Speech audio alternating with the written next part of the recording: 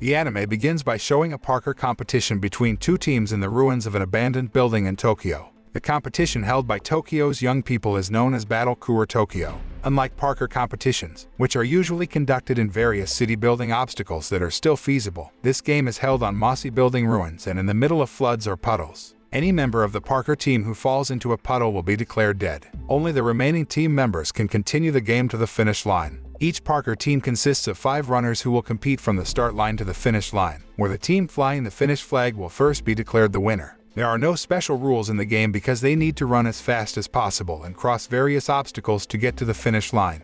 In this parkour competition, the teams that compete are the Blue Blaze and the Undertaker. The Blue Blaze squad is one of the top teams that dominate wins in the parkour competition. In fact, in 42 games held so far, 37 of them have been won by the Blue Blaze team.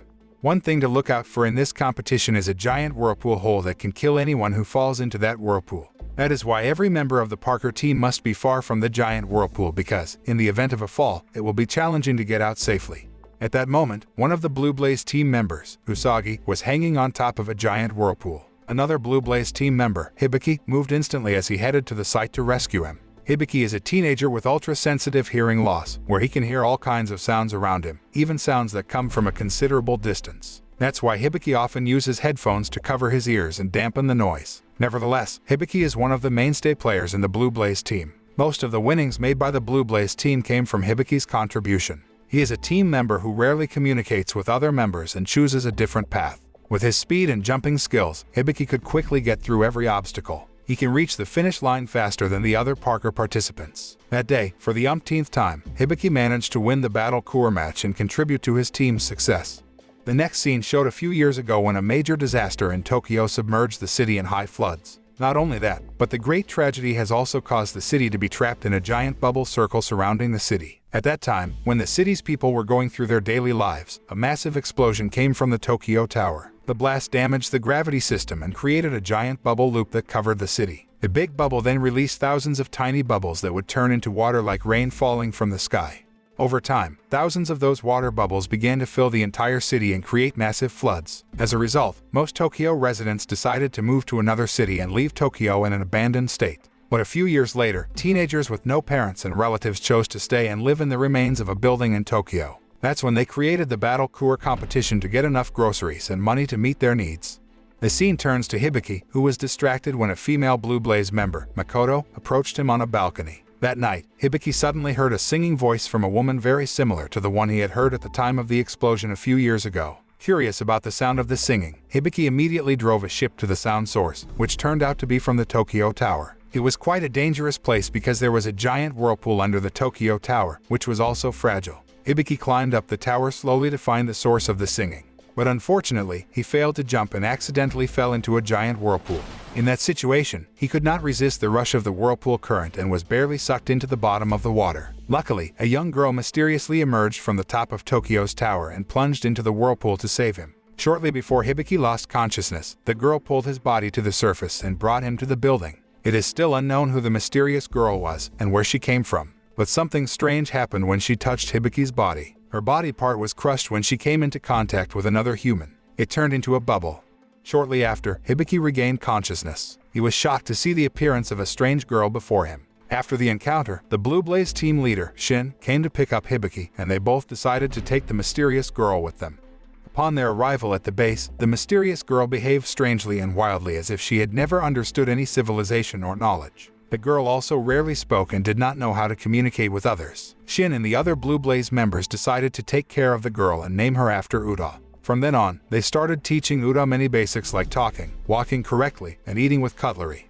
As time passed, Uda slowly became closer to Hibiki because she spent more time with him. Hibiki, who usually preferred to be alone, let her follow him everywhere and was more tolerant of her strange attitude because he owed Uda his life.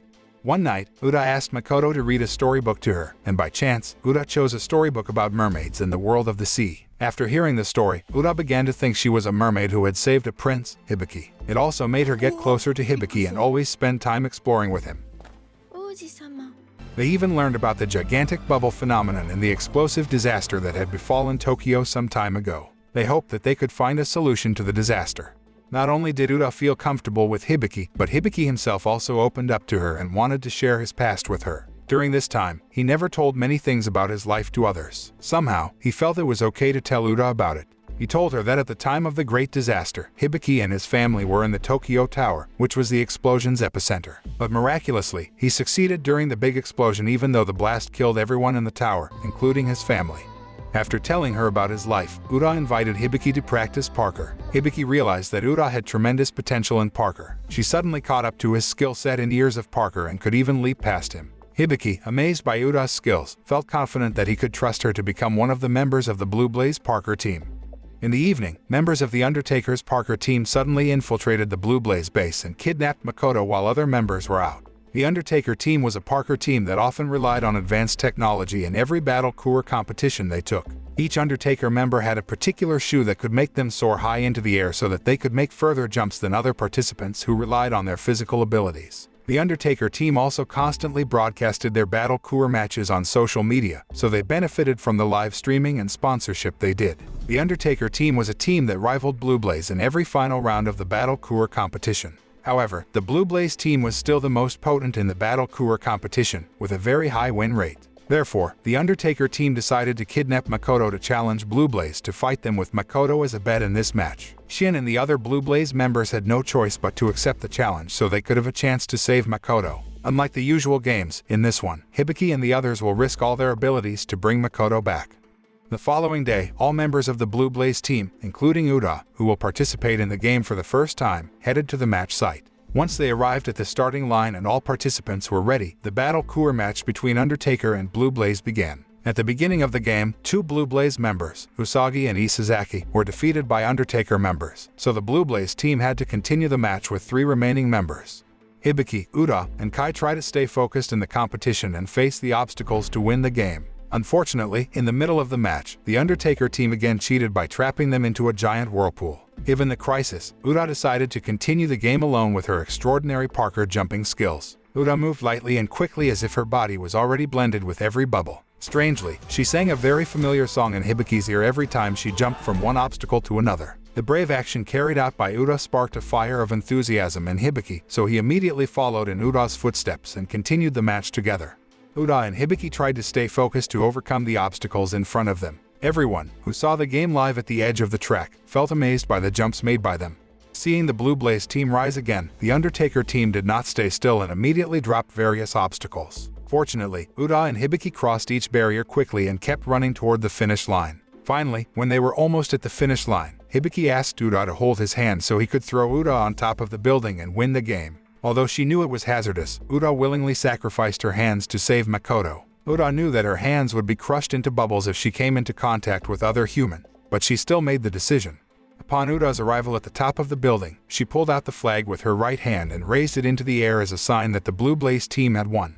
In the evening after winning the game, all Blue Blaze members celebrated their victory and welcomed Makoto's return to their group. Without them noticing, Uda chose to stay away from people and be alone on the balcony, so they didn't realize about her hand. Shortly after, she saw a black light and heard a mysterious sound from the tower asking her to return to the ocean immediately. The voice continued to overshadow her mind until she suddenly awoke after Hibiki called and gave her a necklace gift. After receiving the gift, Uda and Hibiki were shocked by the enormous bubble of rain and dark sky. Makoto immediately checked the data of the weather detection equipment in the computer and told the other members that the possibility of a bubble rain was a sign of a bigger disaster.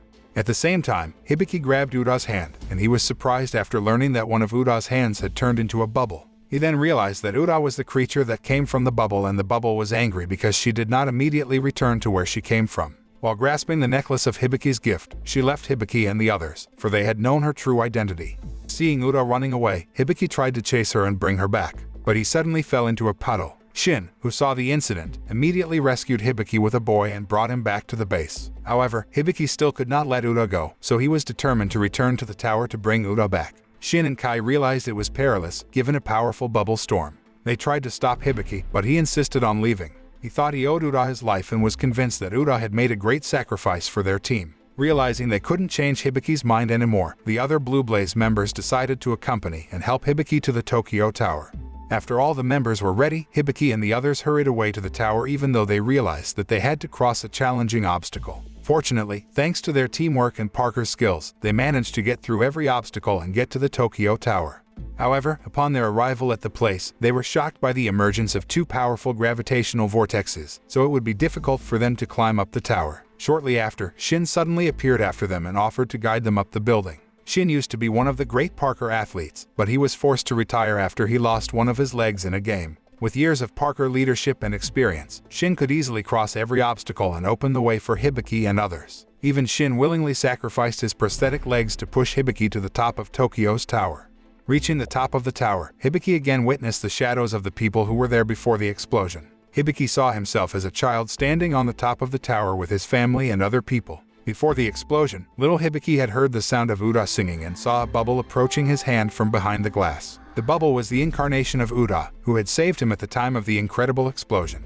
After seeing all the shadows, Hibiki found Uda trapped inside a bubble. A black shadow figure that resembled Uda continued to hold Uda's hand as if the figure did not want her to leave. However, when Uda realized that Hibiki was trapped inside the red bubble and was trying to pick her up, Uda let go of the black figure's hand. She then came out of her bubble and immediately rescued Hibiki from the place because the black shadow figure simultaneously created an explosion that caused the tower to collapse. Hibiki ran fast to avoid the chase of the red bubbles while continuing to hold Uda in his arms. As a result, Uda's body began to turn into a bubble. The bubble was then miraculously capable of destroying the red bubble and the giant bubble that had surrounded the city of Tokyo. As Hibiki took Uda to safety, Uda's body slowly began to disintegrate and turn into a bubble before it finally disappeared. Hibiki couldn't help but cry to see the person he loved so dearly leave while continuing to hold on to the necklace he had given to Uda. Unexpectedly, the bubbles coming out of Uda's body could be the solution to the bubble storm disaster that threatened Tokyo. The following day, the situation in Tokyo gradually improved, and the gravity system returned to its original state. There are no more giant whirlpools in various places and no more bubbles that will cause flooding in the middle of the city. Hibiki and everyone in Tokyo returned to normal activities, along with construction workers who began to repair the damage in Tokyo. The moral that can be learned from this anime is that the way to repay the great sacrifices made by other people is to ensure that their sacrifices will not be in vain.